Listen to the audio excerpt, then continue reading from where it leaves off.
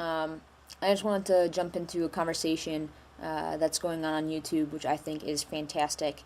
Um, and that's a conversation on transmale dominance within trans communities, whether that is the case, how it manifests, and all kinds of different elements. I watched a couple of videos of folks talking about it, Charles and Reese specifically, and I'll put the links to their videos on the side, but I wanted to jump in too.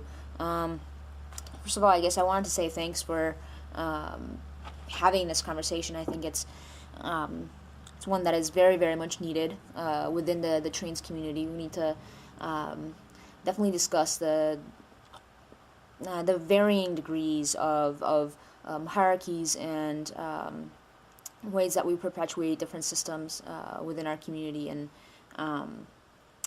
maintain these hierarchies that are really artificial and harmful to pretty much everyone involved. I really, really appreciated especially the conversation around the hypersexualization of females and femininity, and in particular in relation to trans women and cross-dressing men. I thought that was a well-made point by both Charles and Reese in expanding on that. And I also really appreciated Reese's point about how trans men or the media not figuring out how to sexualize trans men, which I think in some instances still happens, but not to the extent that trans women get sexualized. That allows us a little bit more freedom to share more whole aspects of our stories instead of just around our sexualities, and that we're able to be complete individuals, not fragments of ourselves. And I thought that was really, really profound, and it really gave me something to reflect on, because it wasn't something that I had tracked or noticed. So thank you for that. I wanted to bring up a couple of points which I think add a little bit more to the conversation, I hope anyway. I think also there was a little bit of conversation around transition and the role of transition in this process, and I wanted to talk about that in terms of socialization. When it comes to male privilege and all of that, in addition to folks, cisgender men being born as men,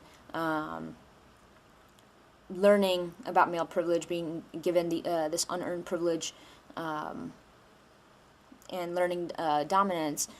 I think when you look at trans men, there's a different element to it. I think when just because someone identifies as male doesn't bestow upon them all this male privilege all of a sudden, and I think that is important to note. I think what we need to be careful is not saying that just because someone identifies as male, all of a sudden there's all this unearned privilege given to them. Society, especially pre-transition, folks who don't get read accurately, society does not recognize them as men. Legally, folks who aren't recognized as men. There's all kinds of privileges associated with legal and societal recognition of maleness that trans men don't get to just have. And also, in terms of what I was talking about in terms of the socialization as females, I think that can play a part somewhat. I think when folks are socialized as females growing up, there are some things around sexism that gets really, really internalized about selves. I've often talked to trans men and who really, really still feel very intimidated having being able to talk in a group. because of the ways that they've been shut down from conversations when they were seen as women, or when they even identified as women, because of the socialization of women's voices not being important and valid. And sometimes that can translate into someone's identification as male also. I've seen that play out in some circles and not play out in others. So I think it's just a different element in the conversation. So I always wonder how much of a piece that plays.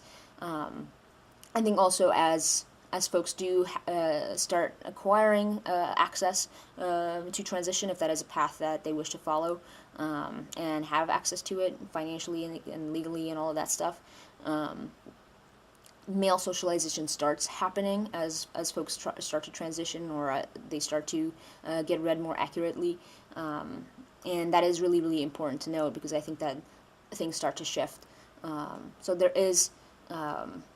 isn't this clear-cut point where all of a sudden there's male privilege for trans men, and there's this very easy way to read male dominance within a trans community or not. That's a lot more complicated than when we talk about cisgender men and cisgender women.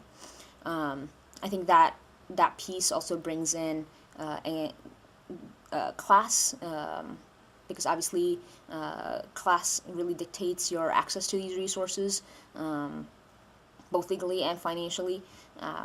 And so to be able to have these conversations around male dominance, we really need to be having conversations around class also. I think also the race piece does play into it also. I think, it's easy to have this conversation in a very white specific sort of way without murking the waters with race conversations, but we need to bring it in. Transitioning from being seen as a woman of color to being seen as a trans man of color or a male of color is a very, very different story, and male privilege and dominance comes into play very, very differently than for white trans men. And how does that play out in communities that are predominantly white when we're talking about the trans community? When we look at leadership and conferences and all these spaces that are really white dominated, whether or not there are equitable, equalish numbers of trans men, trans women, genderqueer folks, cross-dressing folks, etc. That needs to be a part of that conversation also. We can't really separate all that out. That was one point that I wanted to make. Also, the conversation about hate crimes is also interesting. I'm going to have to really think about that piece about who legislation benefits. I have certain ways that I feel about hate crimes legislation that has a lot more to do with how the justice system is set up to really hurt folks who are from marginalized communities, particularly people of color, working class folks, immigrants, etc.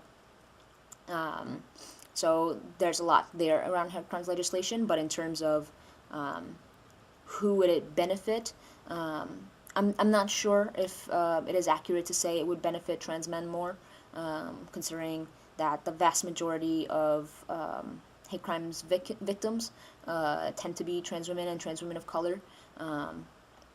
So not to, obviously with bringing in the justice system element to it, just because the numbers on the victimized end are trans women of color, doesn't mean that all of a sudden, if there's hate crimes legislation there, that's the group that's going to benefit the most from it. But I think it makes it a little bit more complicated than just saying that trans men would be the main beneficiaries of hate crimes legislation, considering we're not main victims. But yeah, it gives me a lot to think about and a lot to reflect on and digest. So thanks again, folks, for having this conversation. and giving me all this to think about and reflect on. And I hope that more folks start responding and having this talk amongst ourselves. Thanks.